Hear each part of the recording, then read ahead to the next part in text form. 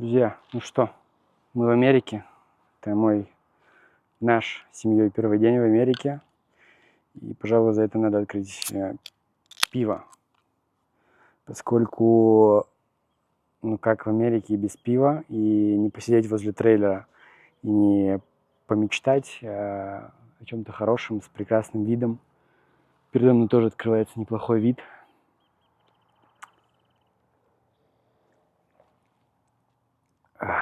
Американское пиво.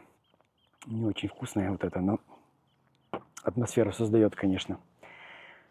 Итак, мы сегодня первый день, точнее, сегодня уже второй день, но вчера было так полдня, как мы приехали, но вчера мы были не в состоянии вообще никаком, потому что мы встали в 3 часа ночи, в 6 утра был переход, в 3 мы вышли, и только часам к 5 мы приехали в Сан-Диего. Наш переход прошел очень хорошо. Мы пробыли всего 4 часа на бордере. Большую роль сыграло то, что у нас есть маленький малыш 5-месячный, 5,5-месячный. И они к нам относились очень снисходительно. Я сейчас могу говорить как-то странно, может быть, не так, не знаю, эмоционально, но сейчас присутствует некая прострация такая, потому что я и моя семья пробыли 8 месяцев в Мексике. И это, конечно, был сложный период. И сейчас я нахожусь, естественно, все это время, 8 месяцев, ты находишься в непонятном положении. Те, кто смотрит меня, те понимают прекрасно, о чем я говорю. И сейчас совершенно другие ощущения. Нету такого, вот, как многие говорят, свобода чувствуется, еще что-то. Нет, конечно, просто чувствуется уже совершенно другие ощущения. Да, и присутствует некая безопасность по сравнению с Мексикой, те, кто долго ждали.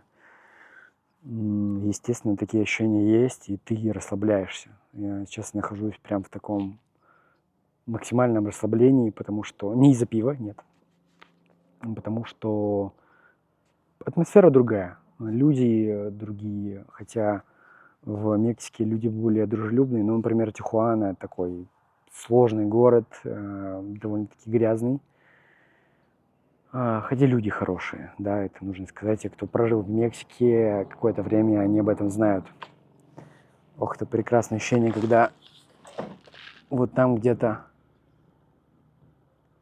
примерно, может быть, на Харли Дэвидсоне, не знаю, но звучит хорошо. Едет мотоцикл, ты сидишь возле заката, пьешь пиво, наблюдаешь этот прекрасный дом на колесах, и ты в Америке. Ощущения, конечно, классные. Поэтому чувства совершенно другие. Как я сказал, чувствуешь себя спокойно. Конечно, это не то, что вы попали в Америку, и все таки я в Америке, все шикарно, все отлично. Нет, такого не будет. Естественно, у тебя начинаются сразу другие заботы, оформление документов, суд. И тебе нужно сейчас получить разрешение на работу, нужно как-то где-то жить, да, снимать, искать жилье надолго, которое ты сможешь арендовать постоянно, чтобы это было дешевле, работать. То есть много вопросов, это, конечно, следующий этап, и мозг сразу, конечно, переключается на него, и ты такой, да когда же будет этот период, когда ты можешь чилить, да, как американцы. Вот, но, в принципе, в маленьких масштабах это ощущается. Можно посидеть и попить пивко вот в таком прекрасном месте. Кстати, пиво это Индия Эль, и оно 7,5 градусов. Это вообще too much какой-то. Короче, жесткое пиво, 7,5 градусов. Это 0,33, как 2 по 0,5. Вот, поэтому здесь в этом видео не хочу много разговаривать. Это такое будет вступительное видео о том, что мы здесь. Это новый этап жизни, и поэтому я хотел его снять вот в таком прекрасном месте. Спасибо Мексике, спасибо тем людям, которые нам помогали все это время. Это неоценимая помощь и невероятный опыт, с учетом того, что мы еще и родили дочку, вертолет летит. Родили дочку в Мексике. Да, ну виды здесь, конечно, шикарные. Мы сейчас находимся в самом верху Сан-Диего. Это пригород, естественно, Сан-Диего 20 миль. Не так далеко, но далековато в горах тут, в принципе. Несколько домов всего виднеется отсюда. Из интересного, это индейская резервация. И здесь никто не может гулять по дорогам свободно, кроме как самих индейцев.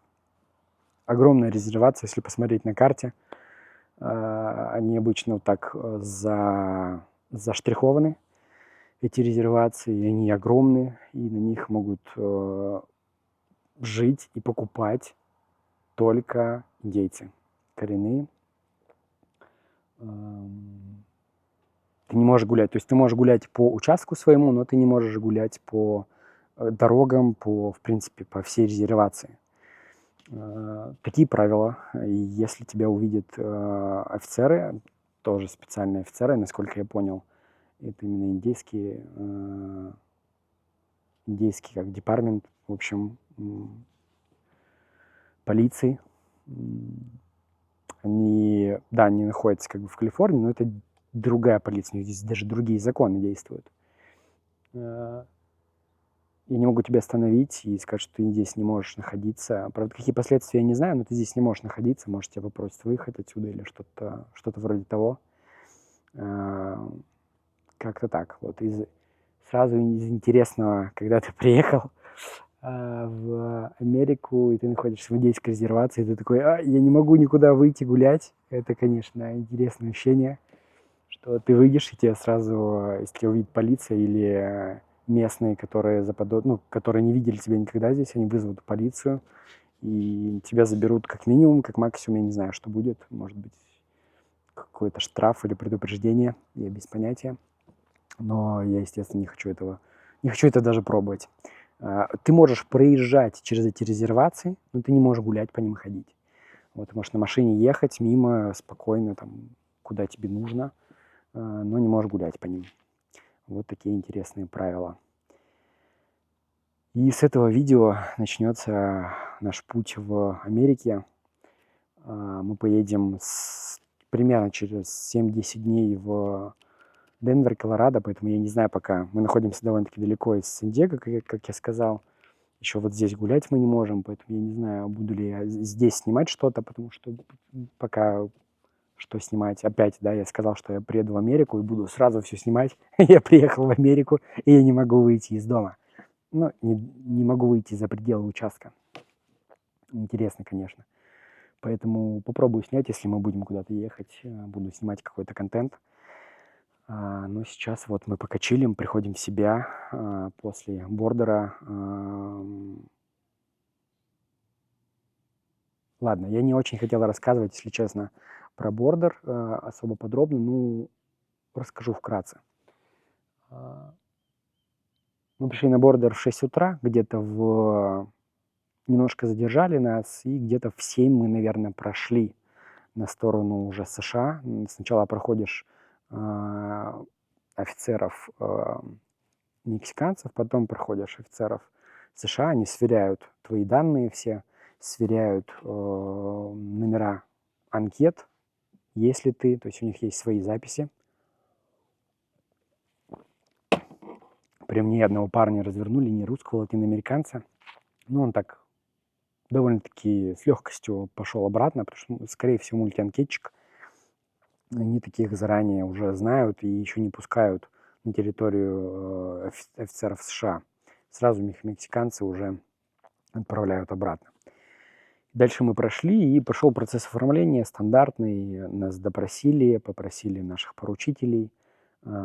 Первый сначала опрос был стандартный, там, кто мама, папа, откуда вы, не клянешься ли ты говорить только правду или частичную правду, так мне понравилась формулировка.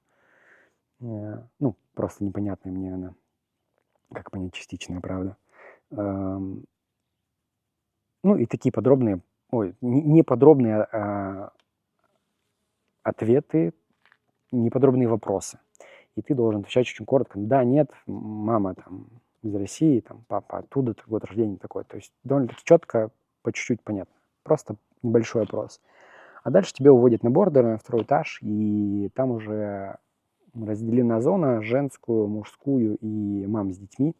И там уже сидишь в той зоне, которую тебе определили. Если ты мужчина, сидишь в мужской, с мамой с детьми только сидишь в женской. Одиночки, там, мамы, кто без детей, несовершеннолетних, они сидят в женском отделении. Там отделено просто, можно сказать, матрасами. Там такая стенка, наверное, метр полтора, наверное, небольшой высоты. И это все. Но разговаривать ты не можешь, за тобой наблюдают. Поэтому ты можешь ходить в туалет, кормят плохо.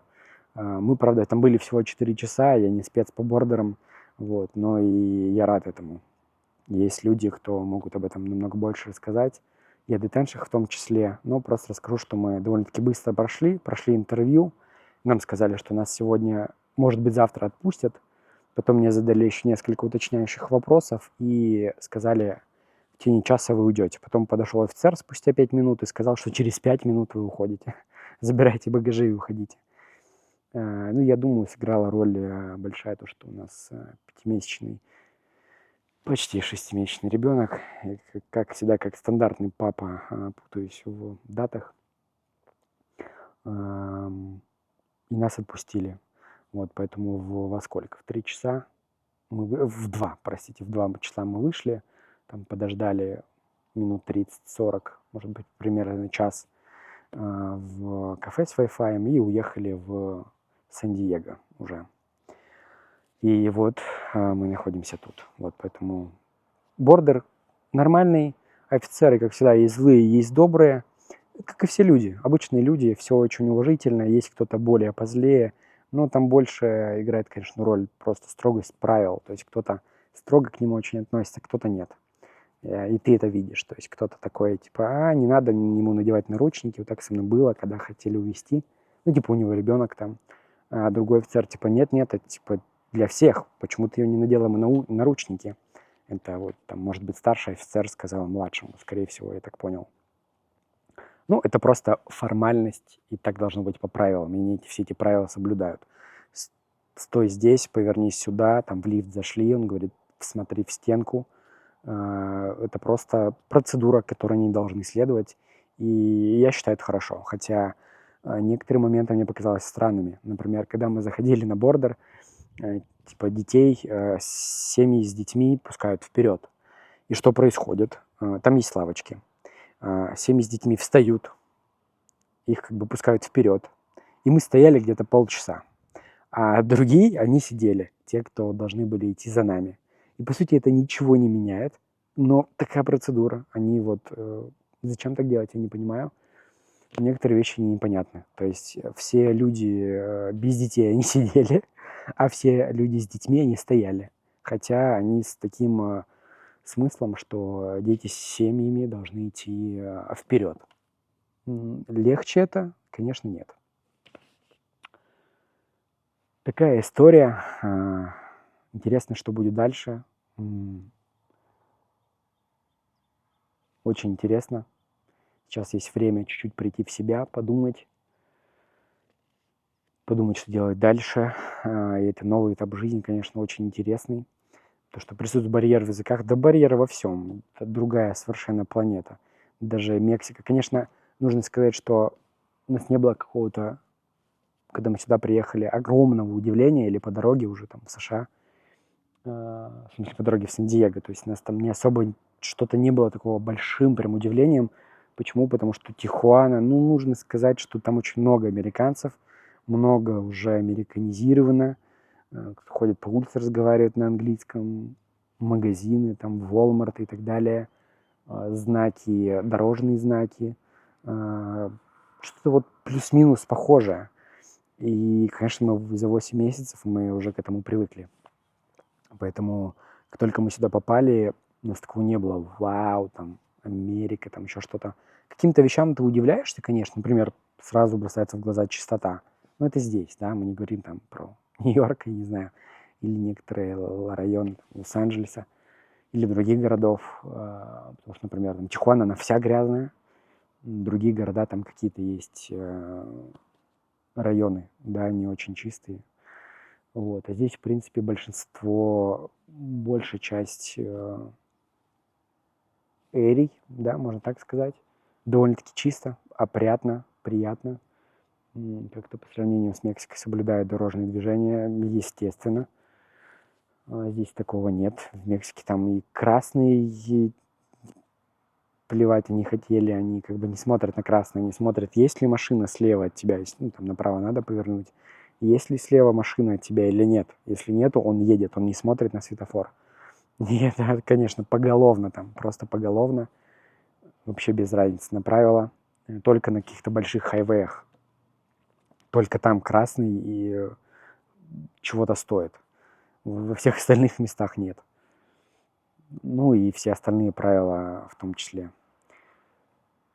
Вот, поэтому, в принципе, мы немножко привыкшие, но все равно намного, конечно, здесь приятней, спокойней. И будем надеяться, что оно так дальше будет продолжаться. У меня нет слов, ребята. Спасибо, что вы смотрите это видео. Такая отчетная точка в Америке. У меня нет слов, ребята. Всем спасибо за просмотр. Увидимся в следующем видео. Есть парочку интересных вещей, которые мы реализуем. Одна из них – это мы будем открывать, покупать контейнеры в США. Ну, естественно, если вы смотрите видео про Америку, я думаю, вы это знаете, когда люди не оплачивают аренду со свой storage, и ты его покупаешь там за какую-то очень дешевую цену, и там может быть что-то ценное, может быть и нет. В этом и весь, так скажем, прикол, весь в этом интерес покупать такие вещи. И будем их продавать, дальше искать какие-то ценные вещи и продавать их. Я не знаю, будет ли это какой-то такой основной доход, но ради контента я это точно сделаю и посмотрим, насколько это вам понравится. Поэтому я вам удочку закинул, поэтому подписывайтесь, пожалуйста, и ждите следующих видео. Конечно, контейнеры будут чуть-чуть позже. Сначала нам нужно приехать в Денвер, сделать все, чтобы мы их могли покупать, там банковские карточки получить и все остальное. До встречи, ребята. Всем пока. Ой, как я хочу путешествовать, конечно, на таком трейлере, на автодоме, по таким видам, поездить по разным штатам. Это, конечно, нечто.